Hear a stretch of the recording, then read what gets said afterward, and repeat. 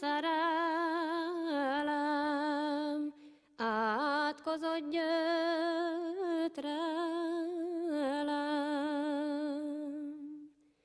Miért nem virágoztál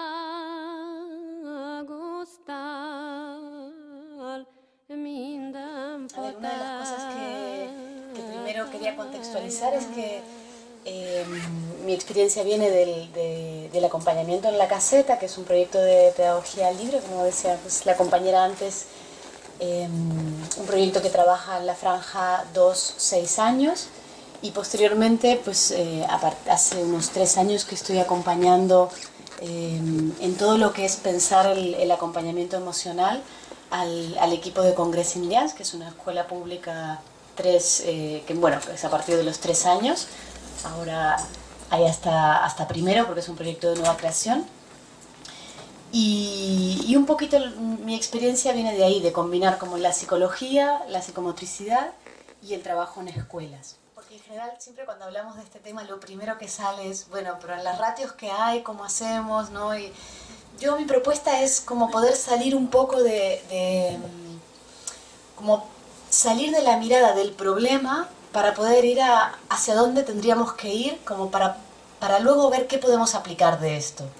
Eso ya sería como de entrada, para mí me parece importante como en el encuentro poder partir de ahí, no partir tanto de la dificultad, porque lo que me he encontrado muchas veces cuando hablo de acompañamiento emocional es que la gente está como todo el tiempo pensando, sí, esto es muy guay, pero luego yo esto no lo puedo aplicar, ¿no? Y entonces al final nos perdemos de ver todo lo que podemos hacer, ¿no? Y un poco mi propuesta sería como salir de este no puedo y de con 27 niños esto no se puede hacer a en qué espacio sí lo podría hacer y de qué manera esto sí se puede pensar a nivel de proyecto, ¿vale? No tanto pensarlo desde la imposibilidad, porque ahí es como un callejón sin salida, ¿no? Si empezamos pensándolo desde ahí, desde no se puede hacer, desde no se puede acompañar, desde no voy a llegar al acompañamiento de tantos niños, no vamos mucho más allá. En el proyecto tenemos como tres ejes, ¿no? El eje de la teoría, que sustenta el proyecto, el eje de la metodología, es decir, cómo vamos a hacerlo, y para mí un tercer eje sería el sistema de actitudes. Sería como cómo vamos a nombrar la manera en la que vamos a acompañar a los niños, ¿no? Y creo que son 3 partes que tienen que estar pensadas en coherencia, ¿no? Como en coherencia entre sí. Es decir, yo puedo ser muy cariñosa con los niños y puedo ser muy empática y puedo ser muy... y puedo acompañar lo emocional, pero si luego a un niño de 3 años lo siento hacer fichas, todo ese acompañamiento y esa empatía y todo esto se me va a diluir, porque yo lo voy a estar forzando a hacer algo que él no va a querer hacer, por ejemplo, ¿no? Como, pues, diciéndolo un poco así a grosso modo, ¿no? Pero de alguna manera tienen que ser cosas que vayan juntas, es decir, mi actitud más lo que yo le voy a proponer al niño, más desde qué lugar lo voy a proponer. Porque si solo trabajo empiezan a aparecer estas 4 emociones básicas. Y es un mapa que sobre todo lo ha trabajado bastante la Gestalt como teoría, y es un mapa que sirve mucho como para poder ubicarnos nosotros frente a las emociones nuestras y a la de los niños, ¿no? Pensar como en que primero tenemos estas 4 y que en general cuando estamos en un proceso que involucra las emociones, que son casi todos, pues siempre vamos a llegar a alguna de estas 4. ¿No? Siempre profundizando vamos a llegar a una de estas 4 emociones. Entonces, una sería la tristeza, que es una emoción de repliegue, ¿vale? Es una emoción que requiere un tiempo para procesarla también. Estos son pistas que nos llevan a pensar cuál es el acompañamiento también para cada emoción. Es decir, si nosotros podemos profundizar en la naturaleza de cada emoción, tenemos la pista de cómo podemos acompañarla, ¿no? Es decir, si yo estoy con un niño que está triste porque se acaba de ir su mamá y yo veo que lo que hay ahí es tristeza, claro, si yo le pido a ese niño, vamos a jugar, y lo saco de ahí y lo llevo a una energía expansiva, no le estoy dejando mucho espacio para que procese ese microduelo de la pérdida de la mamá en ese momento, ¿no? No quiere decir tampoco que esté ahí una hora con el niño llorando. Igual depende, igual un día sí o igual un día no. Pero sí que yo tenga en cuenta más o menos la ruta por la que va a transitar ese niño a partir de esa emoción. Y entonces mi intervención o mi acompañamiento va a ser más claro si yo sé que esa ruta va por ahí, ¿no? Y yo no intento distraerlo y lo intento hacer conectar con la alegría cuando en realidad lo que está sintiendo es tristeza porque se acaba de ir la mamá. Sería más honesto permitirle sentir la tristeza durante el espacio que él necesite y luego pasar a la alegría o pasar a la emoción que quiera, ¿no? O al placer del juego, ¿no? Pero si yo no le doy ese espacio para el repliegue, para el procesar esa pérdida, esa micro pérdida, ¿no? Pues no le estoy dando la posibilidad de cerrar ese círculo de experiencia. Entonces la tristeza queda ahí, ¿no? Queda ahí como un poco como de fondo, ¿no? Si no se puede cerrar, si no se puede procesar, pues queda ahí, ¿no? Un poco la idea de las emociones. También hablar de la importancia del periodo de adaptación. Es decir, la importancia de que los padres puedan estar en el periodo de adaptación para que puedan acompañar a los niños en esas emociones fuertes que se dan al principio también, ¿no? Como emociones fuertes me refiero a todas las emociones que se le mueve a un bebé o a un niño cuando llega a un espacio nuevo y a un espacio compartido con otros niños, con otros bebés y con otros adultos que le van a cuidar. Entonces, que los padres puedan estar en el periodo de adaptación de alguna manera nos garantiza que ese niño se va a sentir mucho más seguro en las primeras vivencias que va a tener en el espacio en donde luego se va a quedar. Por lo tanto, es como que vamos a tener más fondo de reserva, de placer, por decirlo de alguna manera, o de seguridad, para luego amortiguar las emociones displacenteras, ¿no? Para luego amortiguar el efecto que tiene la tristeza de la separación o el enfado de la separación también. Luego, como segunda emoción de estas 4 básicas, yo pues puse el miedo, ¿no?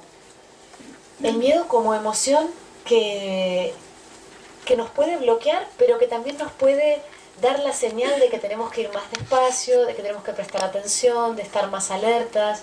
Es una emoción muy importante el miedo, es como la emoción más instintiva y la que está en la base casi que de todos los procesos. O sea, cuando profundizas en procesos más a nivel personal, casi que siempre llegas al miedo como emoción base, ¿no? El miedo a ser aceptado, el miedo a ser querido, el miedo a ser rechazado, el miedo a muchísimas cosas, ¿no? Entonces es una emoción como muy importante como para darle lugar también, ¿no? Cuando un niño siente miedo, esa emoción le está dando mucha información a él como organismo, ¿no? Como, digamos, como para manejarse en el mundo, ¿no? O en el mundo de las relaciones o en el mundo del descubrimiento de su propio cuerpo también. En esta fase 03, todo lo que es la exploración a nivel corporal, de alguna manera está como muy atravesada también por el miedo. Y es sano que el niño sienta el miedo cuando de repente está subiéndose a una altura o queriendo caminar por un pretil o por algún lugar que de alguna manera tiene algún peligro. Estos niños que no sienten miedo son los niños que se tiran de cualquier altura, que saltan de cualquier manera, ¿no? Que corren sin importar hacia dónde corren y la distancia y si hay una calle, si no hay una calle, ¿no? El miedo también es lo que nos hace frenar en algún momento, ¿no? Cuando un niño igual de año y medio, 2 años, empieza a enfadarse y empieza a enfadarse mucho y empieza a morder y empieza a empujar y empieza a estirar del pelo, pues ahí el adulto le empiezan a pasar cosas, ¿no? Es como, vale, ¿y ahora qué hacemos con esto, no? Y ahí está todo tipo de estrategias para intentar que el niño se salga de esa emoción, ¿no? Porque ¿qué hacemos nosotros con esa emoción, ¿no? Y de alguna manera creo que aquí sí que es interesante ver cómo nosotros abrimos canales de expresión del enfado. Porque el enfado es una emoción que si nosotros la reprimimos o la negamos, pueden pasar 2 cosas. Una es que nos bloqueemos y que eso quede ahí como todo el tiempo dando vueltas internamente, o puede ser que la llevemos hacia nosotros mismos, ¿no? Es decir, cuando la rabia no sale para afuera, puede volver hacia adentro. Es una emoción muy expansiva, ¿vale? Que es como muy intensa en general, pues es una emoción de las fuertes, de las que mueven al niño y al adulto, Y tenemos que, en eso sí, tenemos que acompañar al niño a encontrar como cuáles serían los canales de expresión que sean de alguna manera cada vez más compartibles en lo social. Eso sí creo que es importante. Y creo que es ahí donde nosotros nos confundimos en esto de lo bueno y lo malo, lo que le tenemos que enseñar al niño y lo que no le tenemos que enseñar.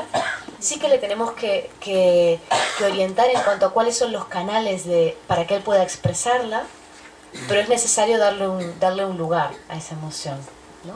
Y darle un canal de expresión que sea coherente con el momento evolutivo del niño. La alegría, yo creo que es la emoción más fácil de acompañar, porque de alguna manera también nos hace sentir a nosotros. Cuando un niño está alegre, pues eso nos contagia a nosotros también, ¿no? Y eso nos conecta a nosotros también con nuestra propia alegría, ¿no?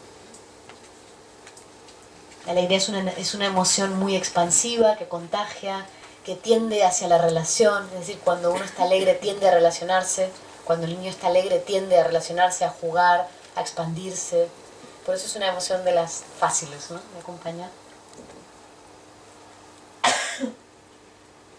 Y de alguna manera ahí yo creo que nuestro acompañamiento tiene que ver con ser cómplices de eso, ¿no? Como con dejarnos empapar de esa alegría del niño, que en general es la emoción como que, digamos, es la emoción hacia la que tienden los niños cuando están sanos, ¿no? Sería la emoción más cerquita al placer, ¿no? Al placer, al juego, al disfrute.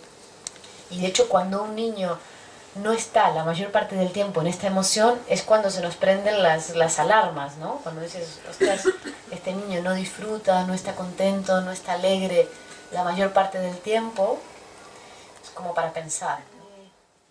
¿Qué hacemos nosotros con las emociones del niño? Un poco, ¿cuál sería la orientación de nuestro acompañamiento, ¿no? O la intención del acompañamiento hacia las emociones? Para mí, ¿no? Mi manera de mirarlo. Para mí una de las cosas que forman parte como de nuestra función es ayudarle al niño a sostener su emoción. Es decir, sobre todo cuando hablamos de emociones displacenteras, ¿no? En general, como el niño tiende hacia el placer, digamos, el organismo tiende a ir al placer. Lo sano es ir hacia el placer. Lo que no es sano es ir hacia el displacer, ¿no? Entonces, como proceso de autorregulación, nosotros vamos a tender a ir hacia ahí. ¿Y qué pasa? Entonces, cuando un niño no siente placer, va a tender a irse lo más rápido posible hacia el placer otra vez, ¿no? Es como bastante instintivo eso. Y a veces, no siempre, pero a veces el niño necesita que el adulto le ayude como a mantenerse un poquito en esa emoción, como a sostener un poquito esa emoción. Luego otra función nuestra para mí, que ya la nombré, es reconocer la emoción del niño. Es darle un lugar, darle un nombre y reconocerla, devolverle, pues yo creo que estás enfadado, o yo creo que esto te pone triste, o yo creo que sientes miedo.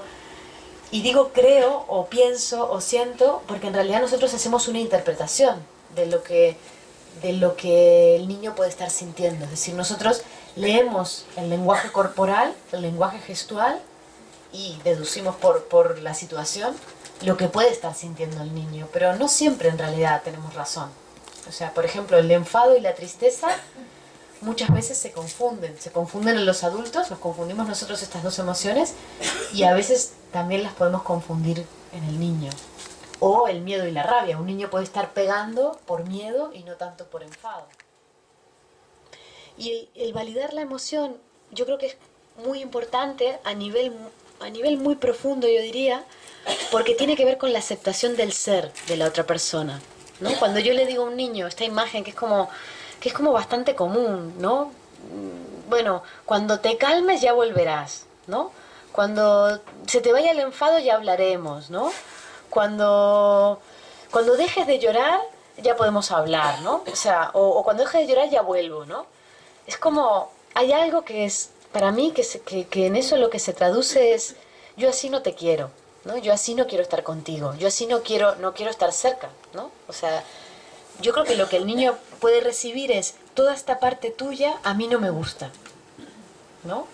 Claro, esto es una hipótesis, ¿no? Pero creo que es bastante de sentido común, ¿no? O sea, si yo dejo fuera toda una serie de emociones, o dejo fuera digamos, el contacto o la relación, cuando el otro está enfadado, cuando el otro está triste, cuando el otro siente miedo, es como decirle, yo solo te quiero cuando estás bien, ¿no? Es como si tu pareja te dijera, mira, yo soy pareja tuya solo cuando estás contenta, ¿no? Si estás enfadada, triste o con miedo, ya no te quiero, ¿no? Entonces, claro, es como que no te acepte una parte muy importante de tu persona, ¿no? Bueno, es como para pensar en el caso de los niños y de los adultos, ¿no? También. Minden fatán